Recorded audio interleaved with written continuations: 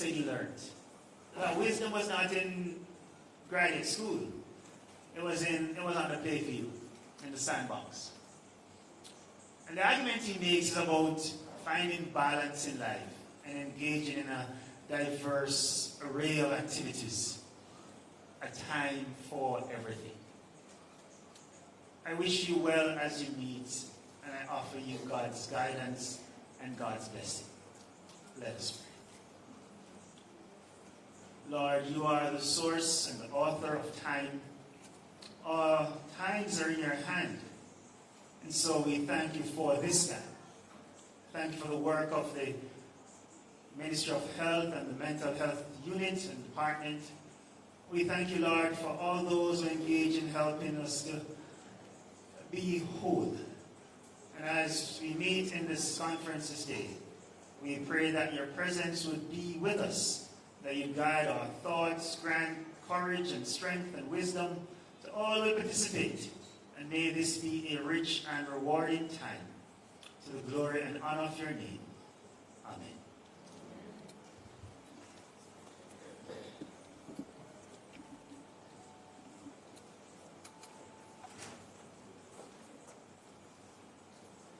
Very much, Reverend Chong, for that invocation. We have been joined by Dr. Vitilius Holder, the Regional Technical Director for Southern Region. Welcome, Dr. Holder. Let me say that when we were planning this conference, we were told straight out that Kingston is not Jamaica.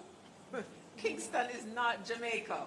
And we want to acknowledge that. We had our church service in Hanover, right? And I knew that if it wasn't going to be in Kingston, it would be in the southern region. Because we know the southern region is kind of cutting edge.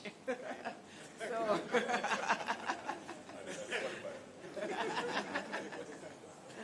okay. I also need to say that our Honorable Minister, Dr. Christopher Tufton, would have loved to have been here. I don't know how many of you have heard him on the radio, have seen the video clips of him. But he really has been championing mental health. And he would have loved to have been here, but there's a Nurses Association of Jamaica conference, I think it's at the other side of the island, and he had to be there. Okay? So I'd like to apologize for him, but we want to acknowledge the work that he's doing and the fact that he's really championing the cause. I've never heard a minister go to Bellevue and do a video at Bellevue. So, you know, there's a lot of firsts for Dr. Tufton, and we really would like to give him credit. Okay, so now we'll have Dr. Kevin Goldberg, who will give welcome and opening remarks, followed by Dr. Holder, then to bring greetings, Dr. Michael Benz, and Dr. Michelle Harris. In that order.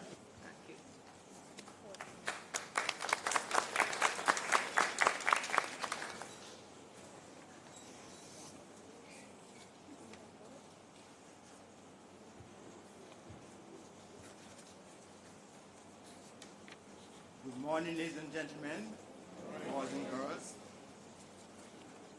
Thank you, Dr. Leiber, for your kind words of introduction. It is my pleasure to welcome members of the head table, the advisor on non-communicable diseases and mental disorders in FAHO WHO office in Kingston, Jamaica, Dr. Michelle Harris, the regional director for the Southern Regional Health Authority, Mr. Michael Bent, the regional technical director of this.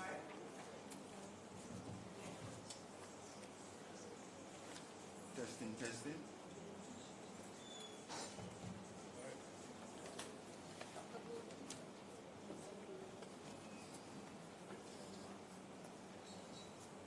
Sorry, another matter of housekeeping. Apparently the person who is driving vehicle number 0920HA, can you move it right now because you're blocking the entrance? 0920HA. Thank you. So I'd also like to welcome the Regional Technical Director of the Southern Regional Health Authority, Dr. Holder. I'd and to welcome the Chairman of the Southern Regional Health Authority Board and our guest speaker for today, Mr. Wayne Chen. Welcome to the members of the audience from different ministries, departments, agencies, and from various vocations. Welcome to members from various schools. We see you as special attendees. Considering today, I think, is your midterm break, and you made effort to be here. We are so happy to have you here. Please feel welcome. Welcome to the members from the media fraternity, and in particular, 4106 will provide an outside broadcasting of today's event. We also want to welcome persons watching us via live stream provided by Jamaica Information Service, and is available by going to the Ministry of Health Instagram and Facebook page. Welcome to Cool Mandeville. I'm partially from Manchester, so I know about the coolness of Mandeville. And I assume that here, you don't use air conditioning here in Mandeville, do you? As you all know, the theme for World Mental Health Day is young people and mental health in a changing world. But what are some challenges to the mental well-being of young people today? Some of them are ongoing challenges that have been faced over generations. Adolescence and early years of adulthood are periods of life when many changes occur, from establishing one's identity to changing schools, forming and establishing close relationships, independent living, starting university, or starting a new job. Now, with the advent of technology, the world has become a global village, so that young people are exposed, whether directly or indirectly, to human rights violations, conflicts, wars, violence in and outside of their homes, schools, and places of work. They are also spending more time on the internet and social media, experiencing cyber crimes, cyberbullying, and playing violent video games, while putting themselves at risk for human trafficking. At the same time, the social cohesion of our communities is rapidly disappearing, with some negative consequences. The popular saying and reality that it takes a village to raise a child is rapidly disappearing. In recent times, when I was a boy, you would hear about drinking alcohol and smoking cigarettes or smoking weed. But nowadays, kids are able to use legal and readily available household items to make substances to abuse, such as lead. Then there's the issue of suicidal thoughts and suicidal attempts, which were significant findings among youngsters in school surveys done last year in Jamaica. This, in my mind, is particularly indicative of poor coping skills, lack of adequate social support, and the changing world we are living in, which may predispose youngsters to become emotionally disturbed and consider suicide. Now, the Ministry of Health in recognition that 50% of all lifetime cases of mental illnesses beginning by the age of 14 years have been collaborated with various ministries, departments, and agencies, put in place measures to prevent mental illness or to intervene early when mental illness is detected. One initiative to be undertaken is developing mental health literacy as a part of the school curriculum to increase awareness and knowledge of mental issues among high school students and their teachers. This will help youngsters to be more caring, less judgmental, and having the ability to recognize signs and symptoms of mental illness and to seek help. Mental health literacy helps youngsters gain knowledge of the risks and protective factors of mental illness, the causative factors of mental illness, what self-help measures they can take if they are feeling emotionally disturbed, and where to seek professional help. Mental health literacy will also facilitate youngsters developing a positive attitude towards those persons living with mental illness and a positive attitude towards seeking professional help. Now, prevention of mental illness begins with reducing the modifiable risk factors, such as stress, child abuse, strained interpersonal relationships, domestic and community violence. So parents, teachers, and broader society have an important role to play in this and in helping to build the life skills of children, adolescents, and young adults to help them cope with everyday challenges at home, in the community, and at school. Ministry of Health provides service to our young people by cadre of hard-working mental health practitioners who manage mental health disorders in our child and adolescent mental health clinics and in our over 150 adult clinics island-wide. I think some of them are here, so we can ask them to stand, so we can acknowledge them, please. From the different regions, mental health workers, could you please stand? Please stand and be acknowledged.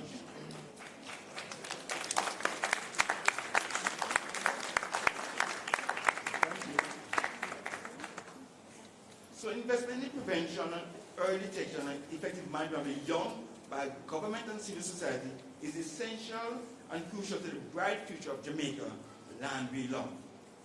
So today's conference will hopefully increase our collective and individual mental health literacy level and thus decrease the stigma and discrimination towards a person living with mental illness. So sit back, but instead of just relaxing, I want you to LLP. What is LLP? Listen, learn, and participate, and make a positive difference when you return from whence you came. Thank you.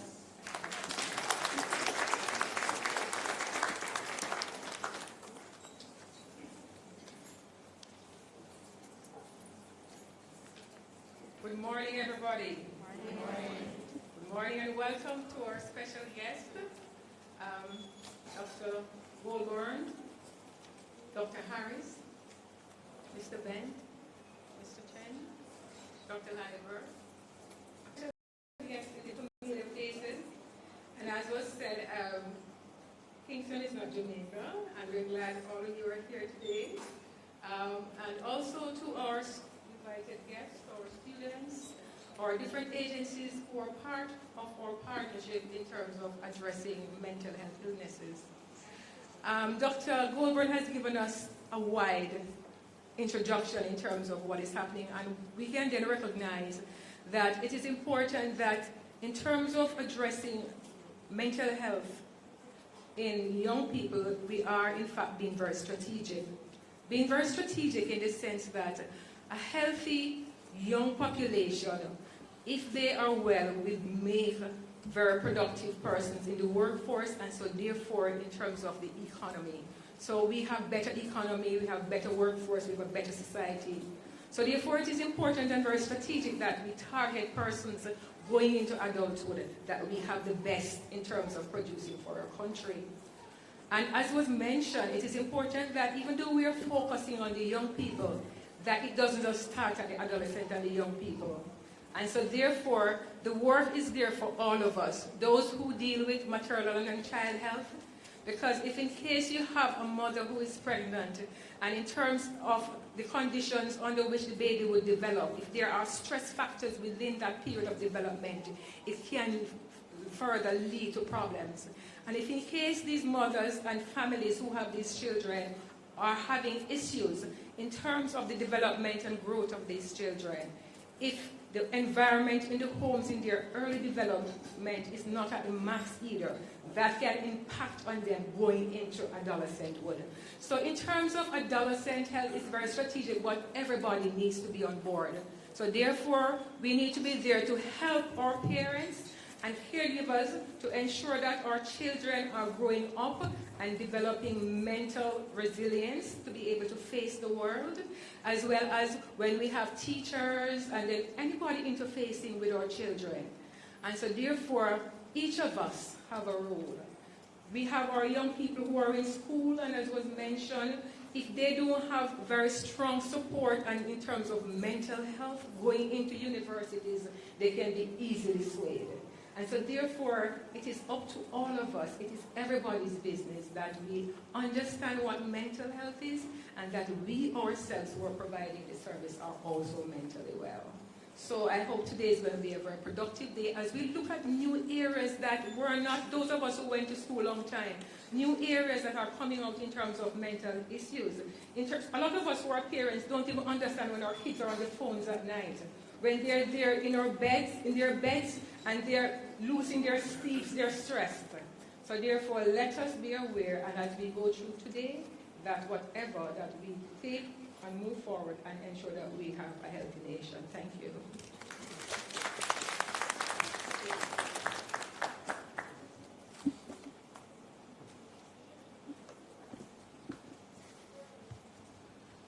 Members of the head table, Chairman Dr. Leiber, members of the visiting regional health authorities, members of the Ministry of Health, the schools, education, and all stakeholders. It is indeed a pleasure to have you this morning or today in the Southern Regional Health Authority. And so I greet you well, and I welcome you to the Southern Regional Health Authority. As Dr. Leiber in her statement stated that Southern region is kind of a cutting edge, but I'm going to qualify that. Take out the kind of and say cutting edge. Eh? So we are happy because we believe that we should at all times be cutting edge in whatever service we do. So, ladies and gentlemen, I need to commend the mental health team on this year's theme this year, young people and mental health in a changing world. Dr. Goldberg referred to the days when we were just a recent time when we were young boys. You know? See, we were young boys running up and down at Monroe. We didn't have some of these challenges. But, right, Mr. Goldberg, Dr. Goldberg, well, it's important that we address the needs of our young people in this changing world. The Southern Regional Health Authority, we are committed to mental health as a program in our region. And you can just see, just by the mere presence of, for having this function, we'll say they have the top 3 persons from the region. We have a chairman led by the chairman, Sawen Chen, Dr. Holder, the technical director, and myself, the regional director. So it shows our commitment. It's not just by token, but by total commitment. Certainly, at the board level, one of the programs that are questioned by the board is the progress and work of the mental health. Several times I can, Chairman Latesi call me and say, RD, I see somebody on the street, mental health team has to be cracking. And so in the southern region here, we have a very robust team of mental health practitioners who most time I think go beyond the call of duty to ensure that our persons are healthy and the calls are responded to and that the program gets its full share of attention. We recognize in the southern region that, yes, in order to improve on the outputs, we'll have to do some things. Things like improvement in our infrastructure as it relates to some of the places that the team have to operate from. And we have started that, possibly not to the extent that we have, at the speed that we have wanted to, but we are committed to continuously improve on the infrastructure so that the team can be seen not as the poor cousin, or in the poor cousin because that has been moved, certainly southern region, and that the program will have its fullest output.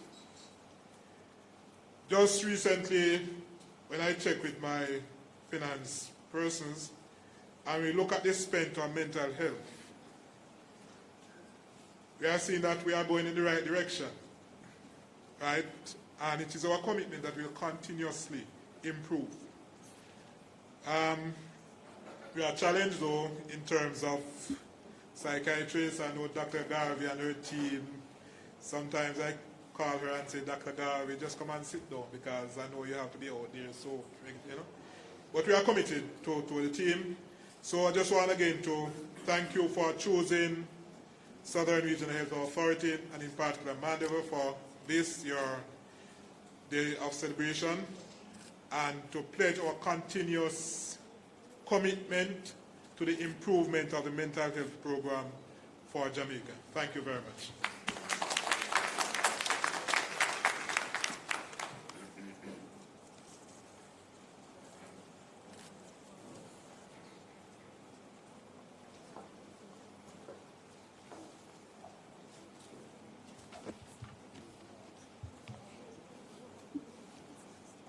Mr. Wayne Chen, Chairman of the Southern Regional Health Authority, Dr. Kevin Goldburn, Acting Director of Mental Health Services in the Ministry of Health, Mr. Michael Bent, Regional Director, Dr. Vitilius Holder, Regional Technical Director, Reverend Anthony Chung, Dr. Leiber, Chairman.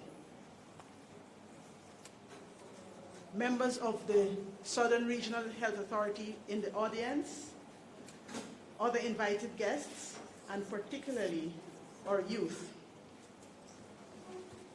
It indeed gives me great pleasure to bring greetings to you this morning on behalf of Dr. Bernadette Theodore Gandhi, the representative of the Pan American Health Organization and the World Health Organization in Jamaica. Indeed, I bring her apologies that she's unable to be here because of prior commitments, but as the advisor with the portfolio of non-communicable diseases and mental health, she saw it fit that I should represent her here today. As we celebrate World Mental Health Day under the theme of young people and mental health in the changing world, it is important for us to remember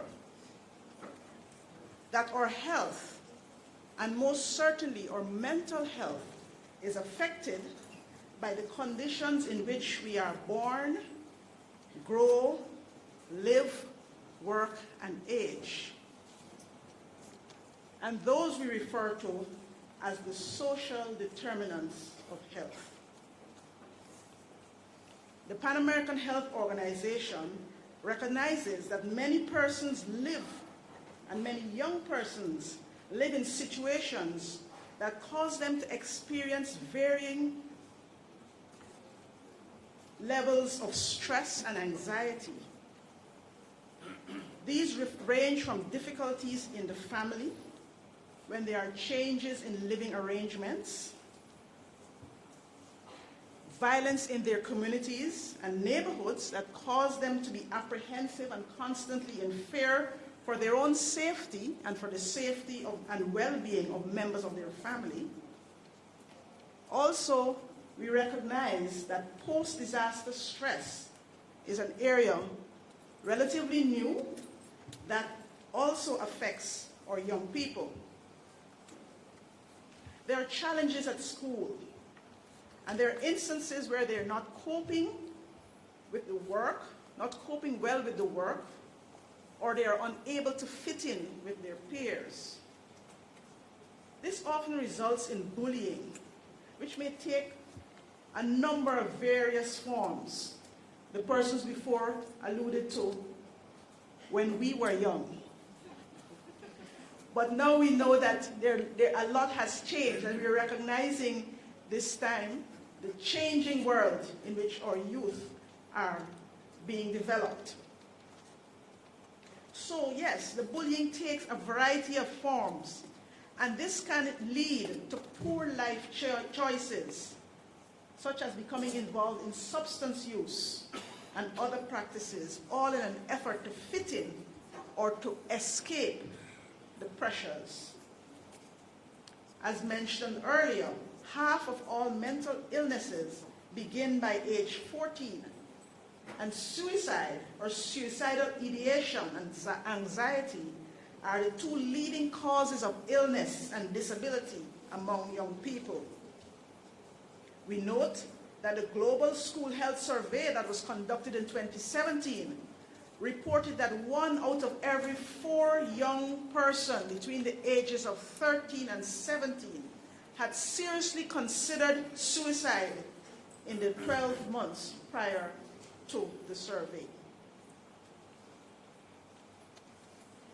It is therefore important to identify the symptoms of emotional disorders such as irritability, frustration, anger. There's so many ways in which our young people display anger, and we need to be sensitive to identify it. There is also unexpected change in mood in our children and young people, which if left undiagnosed and unaddressed, can lead to serious consequences. We are convinced that young people should be given the skills to cope in their world and to build mental resilience. Prevention begins with a better understanding of the situation and challenges, and then an investment in comprehensive, integrated, and evidence-based programs to address the identified needs. These programs need to include parents, teachers, and the wider community and social organizations which have an effect or an impact on the lives of the youth. And, of course, the young persons themselves need to be involved. I therefore commend the Ministry of Health and the Southern Regional Health Authority for organizing this conference today, and particularly for the wide cross-section of youth that are represented here. PAHO stands ready, as we always have been, to support the Ministry of Health in the area of addressing the mental health needs of the population. Thank you.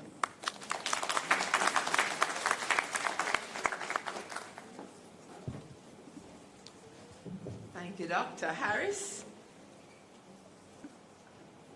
Dr. Leachman from the Ministry of Youth could not be here. You know, we like to invite our partners to join us, but we'll be now asking Councillor Jones-Oliphant to bring greetings from the MP for the area, Mr. Peter Bunting. Mr. Jones-Oliphant, please come.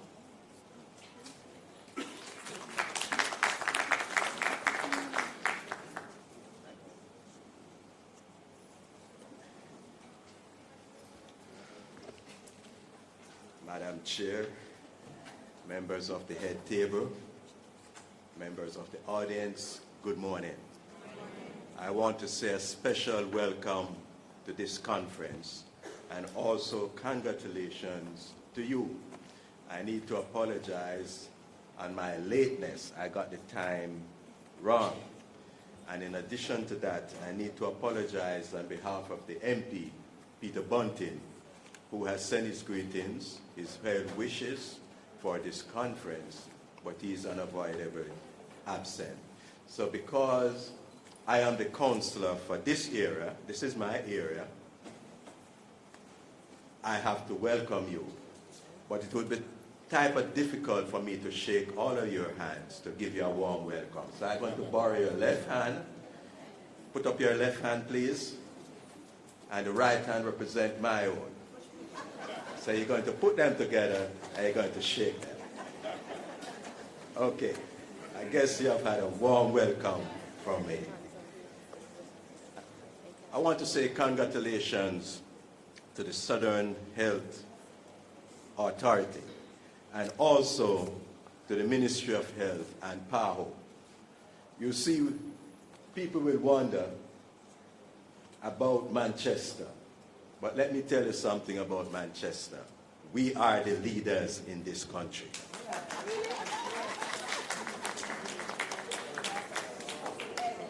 And let me tell you something.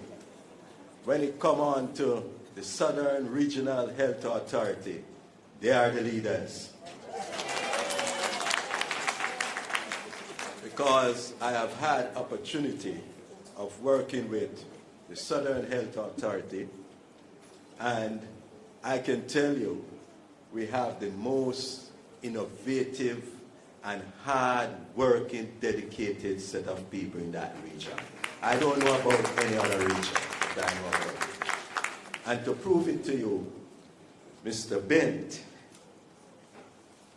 there was once when we had the 3 M's, the 3 Michaels, and they shook health in this parish. We also have a lady, Mrs. Mullings, Nurse Mullings, somebody that needs to be commended.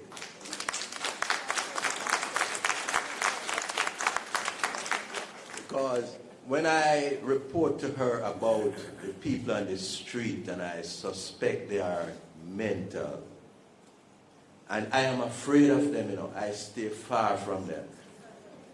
And when I call her and her team, Sachin, I don't know, you have to go and put up our pay scale. When I call her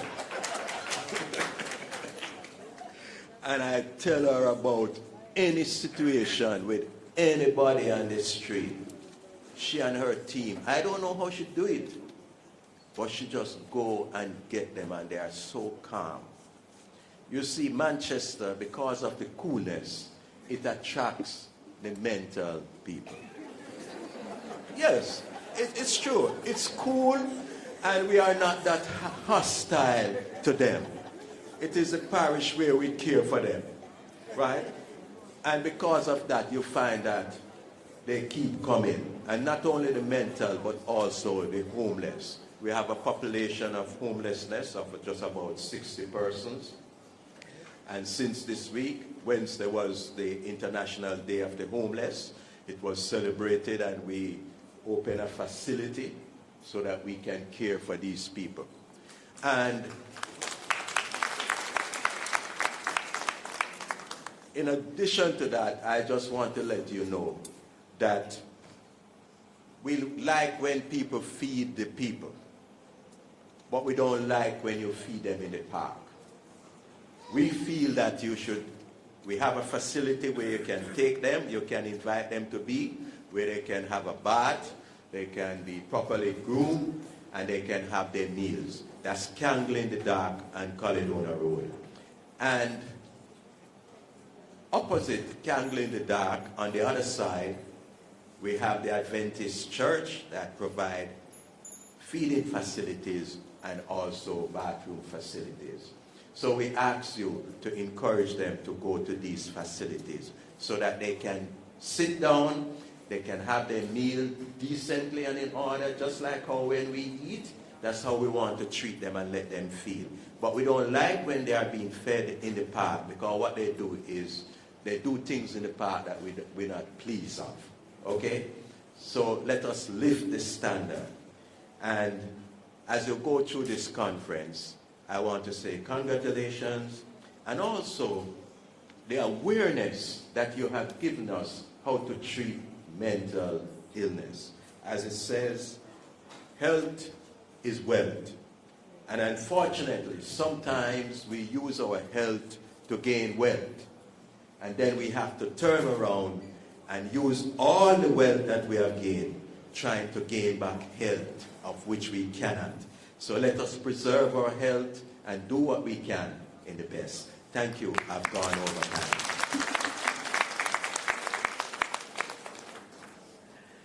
Thank you, Councillor. And I will now invite Ms. Nicola Williams, mental health nurse practitioner for Mandeville, to introduce our illustrious guest speaker.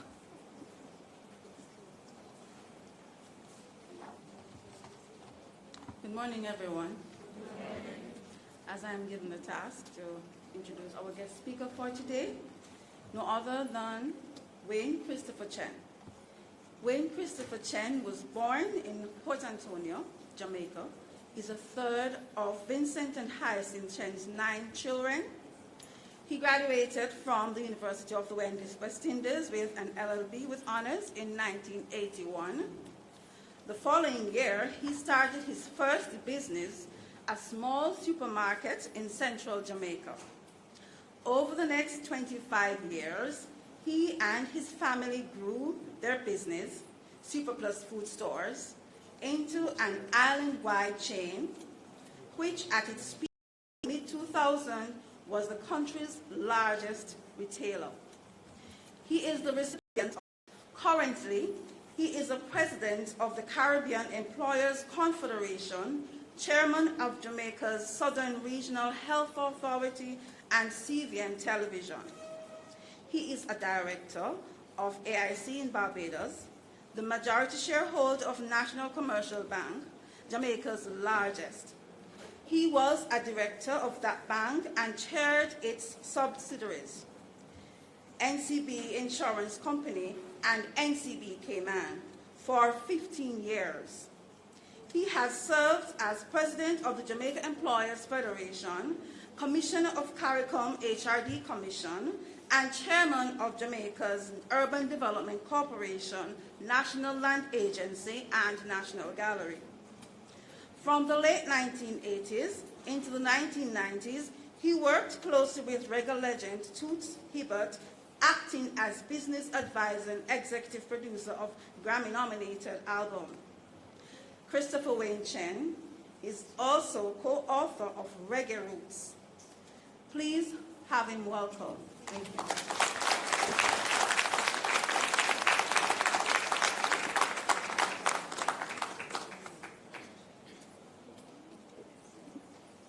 Thank you, Madam Chair. And I ask for forgiveness from the beginning because I'm not in the best of health this morning, but this occasion was so important, Dr. Leiber, I could not miss it because it is one of my, I wouldn't say, one of my pet areas for many, many years. I want to say all protocols observed, save one. I was scared they weren't going to recognize my friend Jones Oliphant, the councillor from Mandeville. And it's important I recognize Councillor Oliphant because the Manchester Municipal Corporation, which sounds like a tongue twister, has been a very, very good partner to the Southern Regional Health Authority in terms of the delivery of public health. And it's important because partnership, we talk about partnership in the country, partnerships are important. It's important too, and it's not by coincidence, I'm seeing Reverend Chung here. And it's not coincidence that he's here because the Ridgemount Church has been a strong and reliable provider of counseling services over the many years in Mandeville. I've sent many, many people there because the capacity to respond has not been the greatest in the public system. And Ridgemount United has been very, very good at providing these services. So I want to recognize both gentlemen. I can't throw my shop boys this morning. But we have an overused word. Oh, I want to, as I glance across, I see some of my old friends, many of you guidance counselors. I want to recognize you because many of you have really been have been in the front line in terms of providing that service for our young people. And I want to recognize you especially. And thank you for being here this morning. But Reverend, my only misgiving is that sometimes I feel that we're only preaching to the converted, that there are very, very many people out there who need the preaching, but they are not in this room. So taking up the theme from Dr. Goldberg, I wrote it down, LLP, listen, learn, and participate. I thought he was going to say listen, learn, and preach, but I don't know how that one slipped past. So we have to listen, learn, and preach today. We have to go out and leave this room to be missionaries for the improved mental health, not only of our young people, but of all our people. There was a doctor who said to me many years ago, and I'm straying from his speech for a simple reason. Dr. Goldberg gave my speech already, so I have to give a separate speech here now. But it's a good thing, I didn't go to Monroe, but I can think on my feet. That we have to be missionaries. A doctor had said to me many years ago that Jamaica's biggest crisis, and I hate to use the word crisis because it tends to be overused, that Jamaica's biggest crisis is untreated mental illness. And it has become a growing concern, and I'll get into that as I go through some of the numbers. Not too many numbers today. It has become a growing concern because we are slow in responding even as the crisis grows. But thankfully things are picking up, as evidenced by this conference here in Mandeville today. You're in the right place, organizers. Councillor, we are on the cutting edge, not just Southern Region. The town of Mandeville is on the cutting edge. So I jumped to the World Health Organization definition. And they say mental disorders comprise a broad range of problems with different symptoms. However, they are generally characterized by some combination of abnormal thoughts, emotions, behavior, and relationships with others.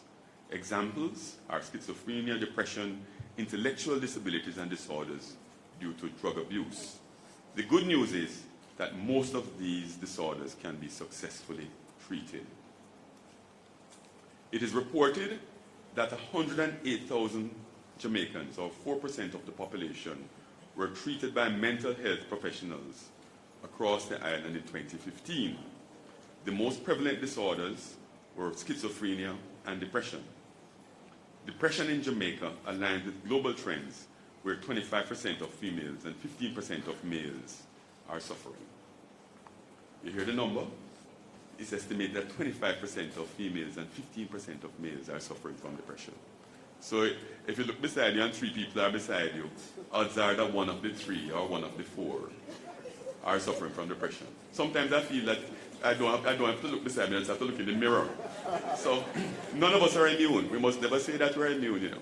I might have a smile on my face, but trust me, sometimes when the stress reach, I have to check myself and say, maybe I should give Dr. So-and-so a call. In fact, I just came across, and I've been reading a lot on this subject, and I continue to read a lot on this subject, that in the UK, I saw a report just a couple of days ago, that the mental health services in England have seen a 25% rise in the last five years alone. And their concern is that they don't have the capacity to cope with the rise. On the individual level, mental health illness contributes to our general feeling of unhappiness. When you look around and you see some people looking so glum, when I go to work in the morning and I see the workers coming in, or I see the customers coming in and their face looking like this, I do my best to lift. But in many instances, it is far deeper than just the momentary feeling of unhappiness. But the fact is that mental illness has as an outcome, or a truncated, I was trying to think of a smaller word.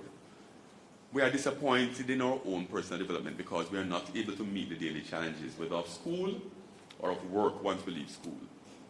This underperformance only exacerbates more unhappiness and more illness. Mental illness in Jamaica manifests itself in high levels of violent and antisocial behavior. It puts stress on families and communities, which in turn creates an environment for more mental stress and more mental illness. But the fact is that even at the best of times, Jamaica is a very stressful place to live. We have to acknowledge that. We live in a stressful country, we live in a stressful environment. We are a struggling developing country where many of us live in poverty or teeter on the brink of poverty. There is still a big gap in Jamaica between the haves and the have-nots, which puts additional stress on us. Attaining the basic necessities of life, the school fee, the lunch money, the taxi fare, is a daily struggle for large numbers of Jamaicans. When I look, and I've served on many school boards in this parish and elsewhere, and when we look at the absenteeism figures, when it comes to Thursday and Friday and how many kids are not at school on a Friday, it is a testament to the struggles that families have to go through just to meet the basic necessities. And you know, of course, I won't get into the nitty-gritty that when you miss a day of school, it's not that you have missed 25% of the learning or 20% of the learning. You have disrupted your education, and the outcome that you get later on is severely handicapped by the absenteeism and puts more stress and puts you more at risk of mental illness. We have a competitive school structure that focuses primarily on 2 examinations, the GSAT and now the PEP. And then after you think you get a little break after 6th grade, By the time you get into fifth form translates what, 11th grade? By the time you get to 11th grade, now you have the CSEC. In another life, I'll tell you it's CSEC and not CXC, but it's CSEC. And now the minimum standard is the 5 subjects, including math and English A, that many of us are struggling to attain. I note another recent development in one of the most advanced educational systems in the world, where Singapore has now said they are going to abolish class rankings, they are going to de-emphasize test scores, and they are going to focus on the individual getting a rounded education at their pace. Now, this is one of the most competitive countries in the world, and they have acknowledged that the fallout and the toll on their young people in terms of their mental health is not worth the competition for exam grades. And we see it right here in Jamaica. In fact, the UK has come to the same realization, and their Education Commission is working to change the overemphasis on examination scores. It's not to say that examination scores are not important. They are only one way of determining your progress through the system. Education is not a race. It is a process. And we have to change that philosophy. And I touch on that one because that is one of the major causes of stress on young people and the parents. So, starting with that, we're talking about investing in our young people. Let us invest in the educational reform. That yes, we have to have standards. Yes, we have to have benchmarks. But it cannot be the be-all and end-all. Ensuring that our young people get a rounded education is critical. I want to go back to what my young Monroonians have touched on earlier. That it didn't touch us in our time. The fact is that we live in great times now, you know. Mental illness has always been around for young people, even in our time. And I'm a little older than them. Even in our time. It's just that we never recognized it as such back in the 60s and 70s when we were in high school. They say 80s, but I would say 70s. But in the 70s, if you were unruly or unsettled in class, nobody would say you had ADHD or some sort of attention deficit issue. They would just say you're rude or you're unteachable or so on. The fact is that we had no issue then in discarding people who did not fit in the mold of what we thought a good student looked like. But it was fine then because we had a competitive system that needed a few excellent and didn't care too much about the bottom rung of the class. And the bottom rung oftentimes was not that the student was not capable, it was that the student had some issue that was never addressed. And in hindsight, I feel remorseful about it, that if we had only known then what we know now, we would have taken a different approach. Even as peers, because students, we have a responsibility to our fellow students when we see them exhibiting behavior that is out of sync with what is positive for that child, positive for your friend, positive for your classmate. You have a responsibility not to ridicule, not to ostracize, but to help them to get the help that they need. But I tell you, the evidence of it is that some of the same students that I knew from primary school, prep school, and high school days, who we thought were hopeless, have gone on to have excellent outcomes. Sadly, many of them not in Jamaica, but going into a different system overseas where they're more sensitive to some of these issues, and they got the requisite support and help. So we only can reflect now on how many students have passed through the system, not having had the support and not having the outcomes that their potential would have suggested. I want to stick on this point a little longer. It's not that the policy was not there, you know, because the Ministry of Education policy for many, many years has recognized the need for special education. MICO has a good special education unit. UWI, many years ago, it seemed like just yesterday, put in a degree program for special educators. Much of what they were looking for were these issues of attention deficit and so on, reading disabilities and so on. But the fact is that we have not followed through sufficiently to ensure that the resources which are supposed to by the Education Act be put aside for counseling and for help have not yet been fully implemented. And this is years and years and years and years after the challenge was recognized, the policy was articulated and implemented, but the final step of ensuring that every school had put aside these resources is still not there. But there are other issues separate and apart from the stress of school. It's a stress of, it came to me again recently. I was speaking to a young graduate, a young high school graduate, had just finished CSEC, did fairly well, and was going on to consider the different sixth forms, community college, and you have the private colleges. And she said to me that she was advised not to go to one particular institution, which I know well, won't call the name. And I said, why was that? And she said the guidance counselor told her that if she didn't have money for hair and nails, nobody go there. And I was like, really?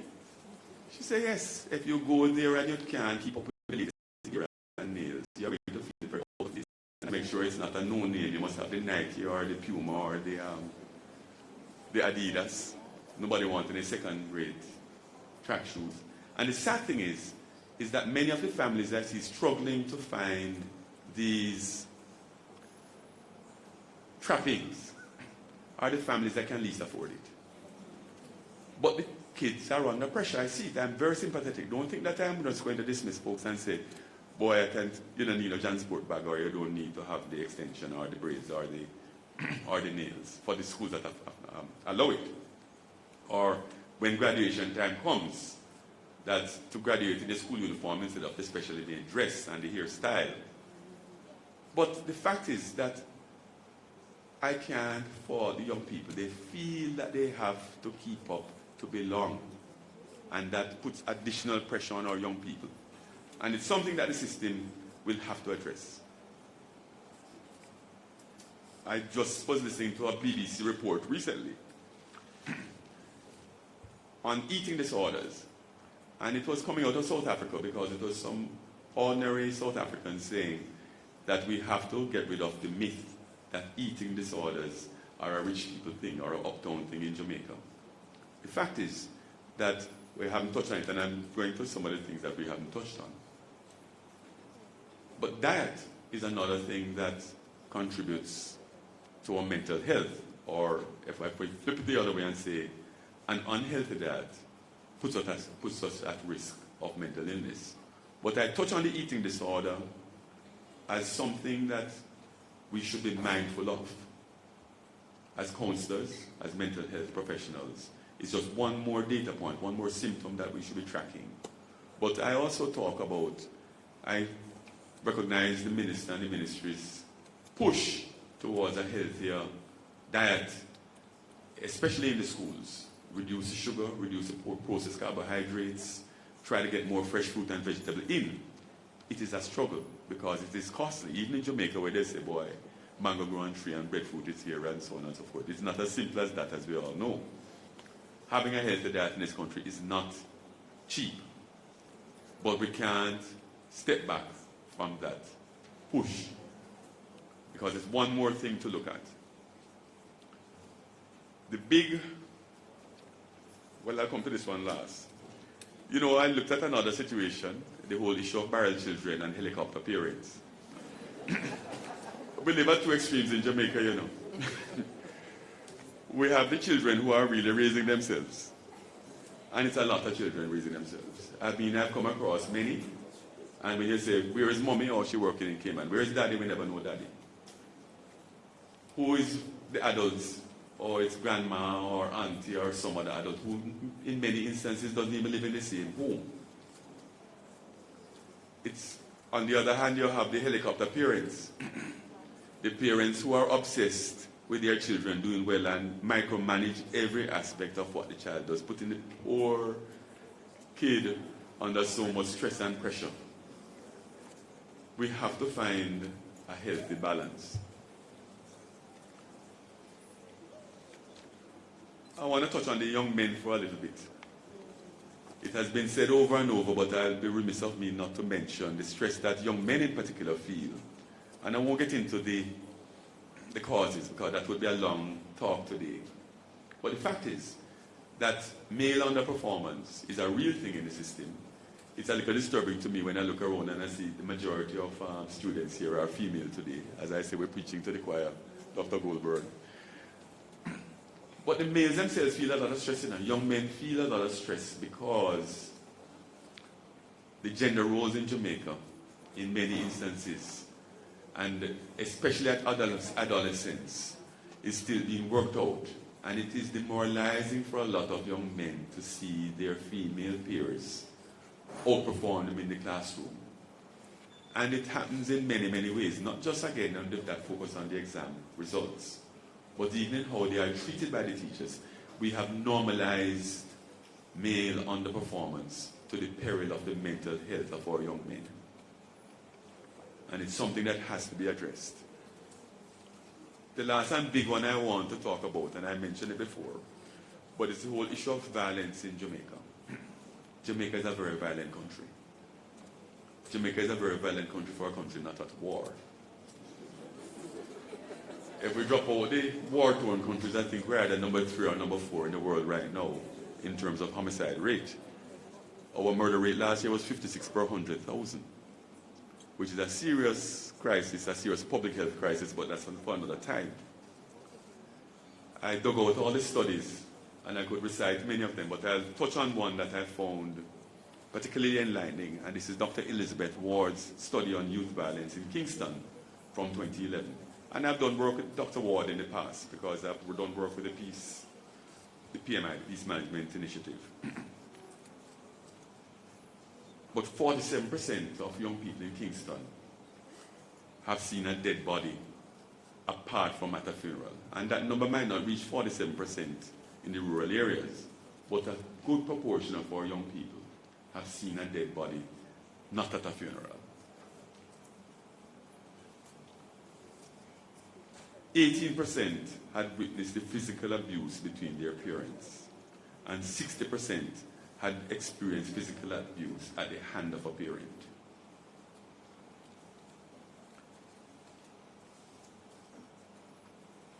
The frightening number for me was that in Kingston, Dr. Ward estimated that there were 127,000 unattached youth.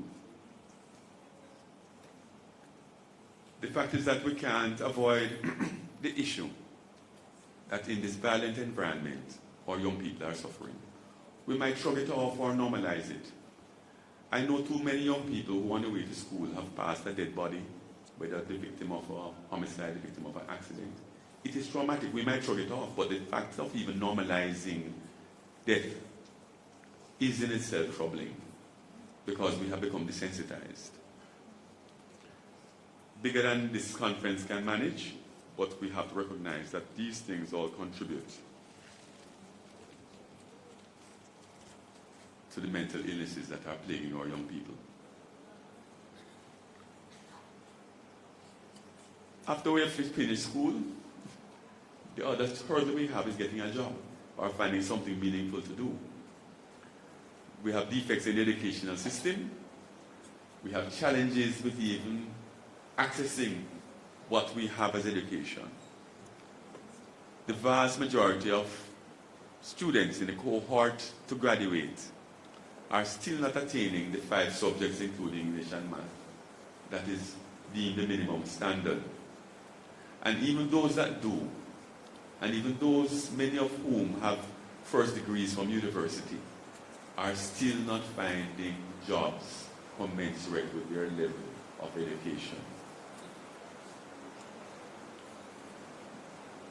It is troubling, and it no doubt leads to further stress and creates an environment for vulnerability to mental illness.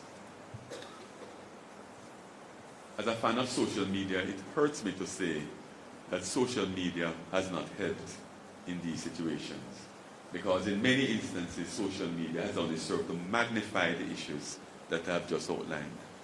But the greatest one I see social media magnifying is a sense of dissatisfaction among people when they look at the fantastic lifestyles that their peers and friends are living. Because people only post nice stuff about themselves, you know. But it magnifies the sense of missing out. of dissatisfaction. Separate and apart from the fact that studies are now showing that more than 2 hours of screen time a day has negative implications for your mental health. That's another long discussion, Dr. Leiber. Well, folks, I'm sorry that I have gone into so many. I'm feeling depressed myself after reading all of it. But I came here to think about what are we going to do next? Well, there are really 4 building blocks, and I'll break it down in that way. We need to nurture a positive family, peer, and community relationships. Let's say it again. Positive family, peer, and community relationships. We need to minimize adverse experiences. We need to develop mentally friendly education and employment. And finally, and this is where the health sector and Councillor Oliphant and his team become important. We need to respond early and well to the first signs of distress in our young people. What can young people do? They need to be in good physical health. They need to exercise, eat a balanced diet. They need to have time to be young people. Helicopter parents are hearing this? They need time to be young people. Freedom to play. Not more than 2 hours a day on screens, though. And screen time includes television. I hate to say it. They need to be part of a family and communities that get along well. They need to go to schools that look after their overall well-being. And they need to be part of a community, take part in other activities, community activities. They need to feel loved, trusted, valued, and safe. They need to be interested in life and the opportunities. However limited we may think they are, we need to be interested in the opportunities that are all around us. We need to be hopeful and optimistic. We need to be able to learn and grab every opportunity to succeed. We need to be comfortable with who we are, accept who we are, love who we are. We need to have a sense of belonging to family, to our schools, to our communities. We need to feel that we're in control of our own lives and destinies. And we need to build up the strength and capacity to cope when things don't go as planned and things go wrong. But there are challenges. I don't want to just reel off these things and say they are easy to attain. Why aren't we accessing help when we need it? The first is always expense. And this is why, Reverend Chong, this is why I said so many people don't buy you. We need more accessible services to help young people when they are in distress. But before we do that, we have to increase the knowledge. And I say here we are preaching to the choir. This is a fantastic occasion. And you know, I took out the material and I even sent it out on social media to say to my friends that the Ministry of Health has a lot of useful material for parents and peers. So there's a lack of knowledge, but we need to do a lot more to raise the awareness of mental health issues in Jamaica. We need to reduce the stigma. We need to stop calling people mad people and this and that. We have to reduce it. We have to reduce the stigma. Young people, I know a lot of young people feel that their families are already trying their best and struggling and they don't want to be a burden on their families. But it's important you take some charge or some responsibility where you can of your own mental health. And where you can't manage, seek out adult help. But counselors, pastors, all of the folks who normally bear the burden of the counseling, one of the things that have come out of the surveys is that many young people don't feel that they can trust the folks with very, very important confidences. Many things are happening in the lives of our young people that they want somebody trusted to share with. So trust is going to be sacrosanct and it's going to have to be developed in the frontline workers in this issue. Coming back again to stigma, we have to get over the fear of being judged, and that again comes with more and more and deeper education and understanding. the lack of support will be addressed with a deeper and greater understanding of the mental health issues. I saw one figure, and I don't know if it is accurate, but Linton Weir, principal of the Old Harbour High and president of the Association then of Principals and Vice Principals, in a Gleaner interview in 2016, noted that the ratio of guidance counselors to students in Jamaica was 1 to 600. Let me say it again. The ratio of guidance counselors to students in Jamaica was 1 to 600. I don't think that that number is inaccurate, and I don't think that that number has changed much since 2016. So, well, I'm sorry the minister is not here. Well, I need the other old man, the Minister of Education. When he's here next, I'll whisper that in his ear. Generally, there have been improvements, and the fact is that this conference today is a measure of the improvement in terms of us moving forward to raise awareness, to spread the knowledge, to understand the issue as it stands before us. Generally, as you could tell from what I said earlier, there is much work to do on the part of the state to make our community safer, to adjust the education curriculum to make it less stressful on the students, to ensure that opportunities are placed in the school day, especially for sports and other physical activities, to keep our young people physically healthy, because mental health and physical health go hand in hand. Sadly, over the years, you had a good Monroe education. I'm sure even as much as you may not have been a great footballer, you had to play football. You had to run track and field, and you had to play cricket. All of us did. I was a terrible sportsman in my school days, I'm not embarrassed to say. But that did not preclude me from having 2 days a week, every Tuesday and every Thursday at 2 o'clock, to spend 3 hours on the play field doing some physical activity. Unfortunately, over the years, the high schools in Jamaica in particular have made us a nation of spectators and less a nation of participants, because we have opted out of physical activity in the school. We need to bring it back for many, many reasons, not least the mental health of our young people. I talked about 600 guidance counselors per student. Well, the country of Jamaica has 40 psychiatrists, which is 1 psychiatrist per 70,000 people. The southern region, in our system, we have 1 full-time psychiatrist per Dr. Garvey for 600,000 citizens. And yet still, I talk from time to time with the folks in the social worker community, and there are about 2,000 qualified social workers in Jamaica. And they feel that they're underutilized. It comes back again, Councillor, to join up government and us working in partnership with the other agencies to address these issues. We address a lot of issues jointly with the Municipal Corporation on public health. But mental health will have to be a part of the public health. Now, my RD will say there are only 16 public health inspectors in the parish of Manchester, a parish of almost 200,000 people.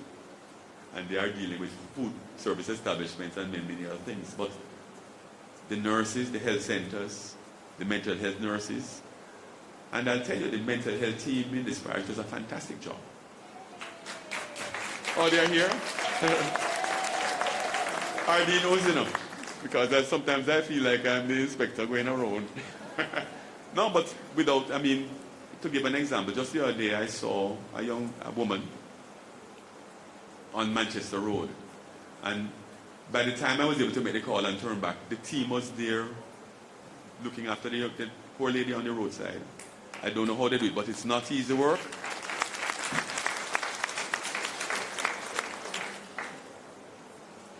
But what this all calls for is that we need some alternate strategies, because we're not going to increase the number of psychiatrists, the number of psychologists, the number of counselors over time. In the short term. But we certainly can increase public awareness. Much as we have an initiative for Jamaica Moves, and we have an initiative about healthy eating, we need to raise the level of public education and public awareness of mental health issues. And for those of you who like to read, you should go back online and find Dr. Elizabeth Ward's study.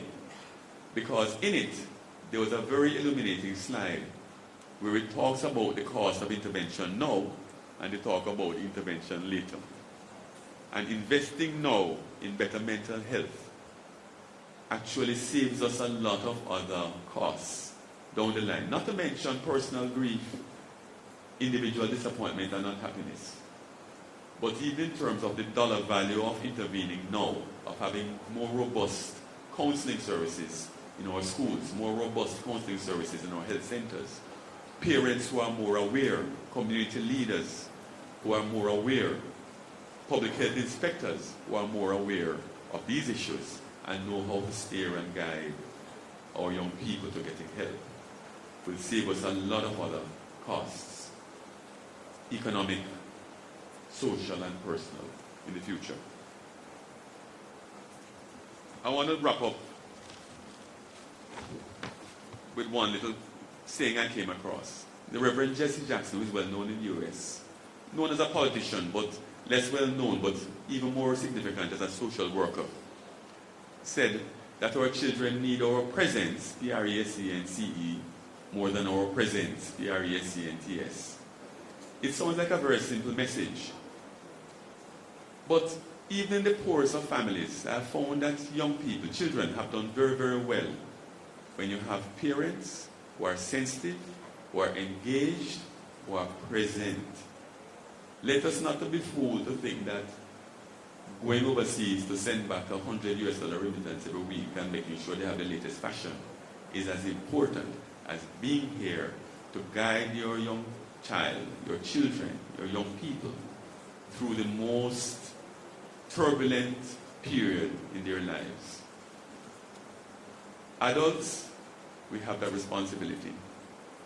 I thank you for giving me this opportunity to speak this morning. I wish for the organizers of this conference a productive and meaningful conference. I know it will be. Young people, I urge you to do the LLP, listen, learn, and preach. Thank you very much.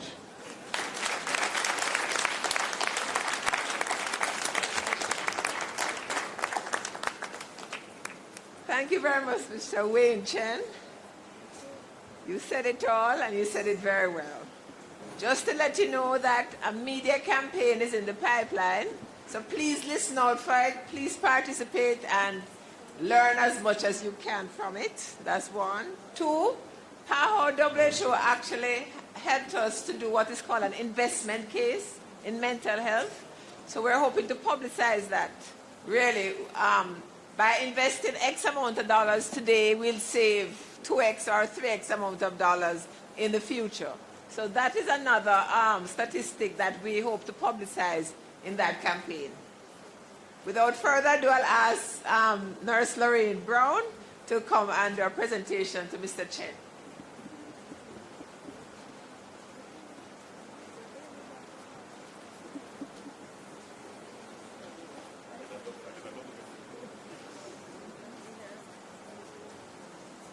Okay, Mr. Chen, on behalf of the community mental health team in the southern region and across the island, I wish to give to you this small token of our appreciation for taking time out of your busy schedule to be here today to celebrate with us Mental Health Week, and for just being here and giving us such encouraging words. Thanks again for being here with us.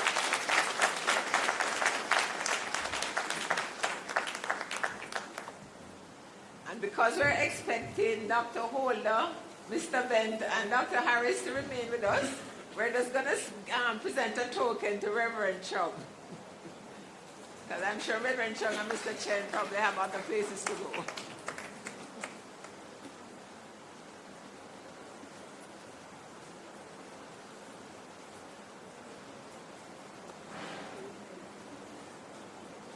Reverend Anthony Chong, on behalf of the Ministry of Health and Southeast Regional Health Authority, I take this a great privilege in presenting you this small token for your lovely invocation this morning. Thank you.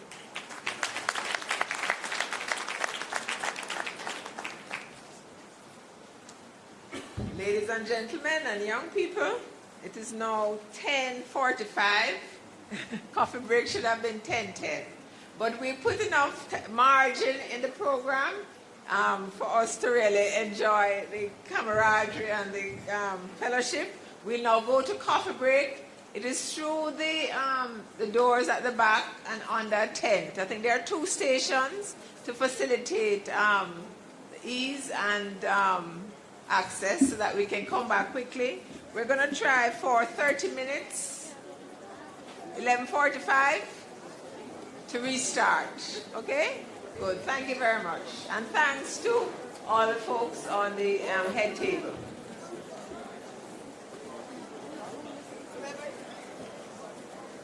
Remember, you have a ticket, 2 tickets, 1 for the coffee break, 1 for lunch, okay? All right.